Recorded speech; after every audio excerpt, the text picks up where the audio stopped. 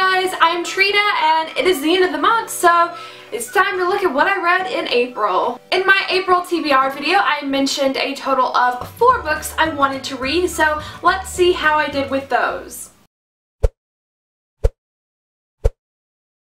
This is actually the first month I've read every book I mentioned in my planned TBR.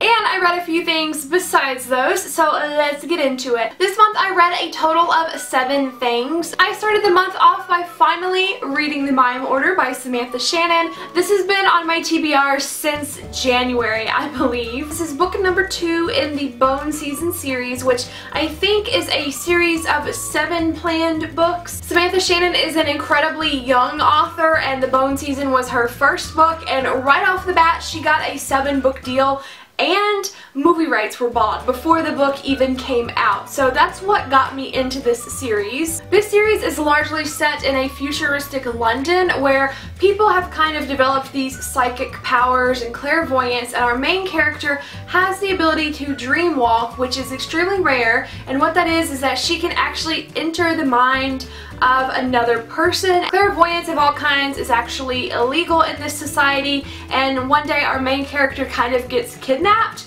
and discovers that the society is actually being controlled by these otherworldly beings with powers of their own.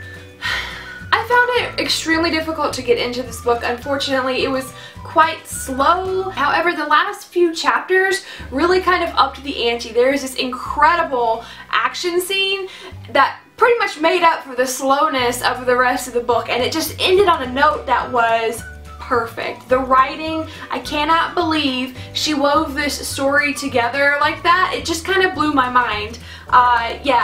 Yeah, it ended up being worth it in the end for me, so I gave the Mime Order 4 out of 5 stars. Then I finished up the last 3 books in the Sookie Stackhouse series. These are Dead Reckoning, Deadlocked, and Dead Ever After. I started this series back in 2009. I've actually owned these for several years and never got around to reading it, but this month with my TBR jar challenge I picked to read a series finale, so I took that as an opportunity to finally finish this series. If you aren't familiar with this series, I've done an entire series review which you can watch, which is totally spoiler free, but this is the series that the show True Blood was based on. There are 13 books in total. This is a world where vampires have recently made their presence known because there is now synthetic blood that they can survive on instead of having to hunt and kill humans. So vampires have recently come out, and our main character is a telepath, meaning that she can hear people's thoughts and she cannot control it,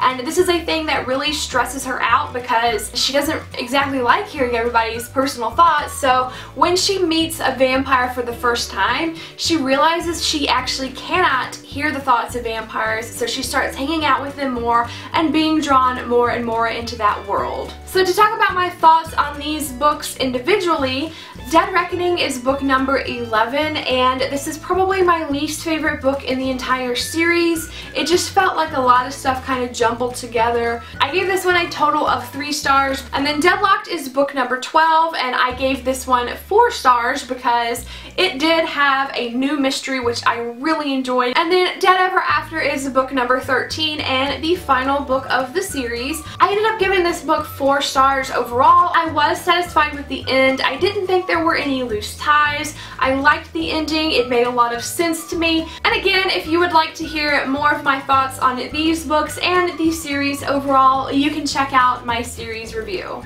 After I finished the Sookie Stackhouse series, my library ban was up, so I went to the library and got a few new books, which you might have seen in my recent library haul, but one of the books I picked up and immediately read was After Dead by Charlaine Harris. This is a companion to the Sookie Stackhouse series, meant to be read after you've finished it. It is basically an extended epilogue that literally goes character by character, telling you exactly how everybody ends up. I gave this a 4-star rating because I thought that was a really interesting and unique view about what happens after the end of a series. The bad thing about this book is that you don't really need all of this information because sometimes it just stinks to find out that a character you've known and loved throughout a series ends up dying a few years later in like a car accident or of a heart attack or something totally normal after they survived all of this crazy stuff that they went through. But on the other hand, it was very fulfilling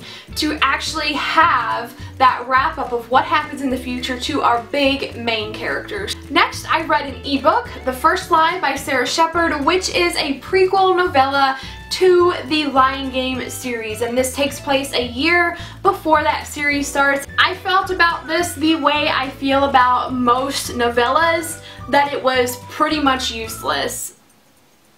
It didn't advance the story, and all of the information that was in this one actually is in the next book. Which leads me into the last book I read in April, which is Cross My Heart, Hope to Die by Sarah Shepard, book number 5 in the Lion Game series. I think I have mentioned this series in every wrap-up I've done so far this year. This is probably my most mentioned series on my channel, surprisingly, because it's not really like my favorite, but it is one of my goals this year to actually finish up the series. The Lion Game is a 6-book series about 2 twins who were separated at birth and did not know that they had a sister, and the day they find out about each other and plan to meet, one of the twins is murdered and the other one kind of steps into her life and pretends to be her while trying to figure out what exactly happened. It's pretty much typical YA mystery, but what can I say? I'm enjoying it. I gave Cross My Heart, Hope to Die 4 out of 5 stars, and that rating is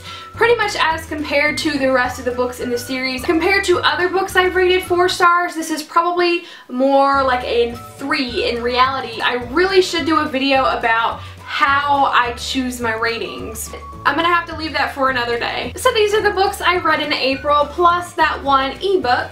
Overall, I thought it was a pretty good reading month, especially since I finally finished one of the series I'd been meaning to finish and finished up my library ban, which is exciting. Like, I already have holds on so many books. It's not even an exaggeration. Let me know if you've read any of these down in the comments, and tell me what your favorite read of April was. Thank you so much for watching, and keep an eye out for my May TBR video, which should be going up soon. I will see you in the comments. Goodbye!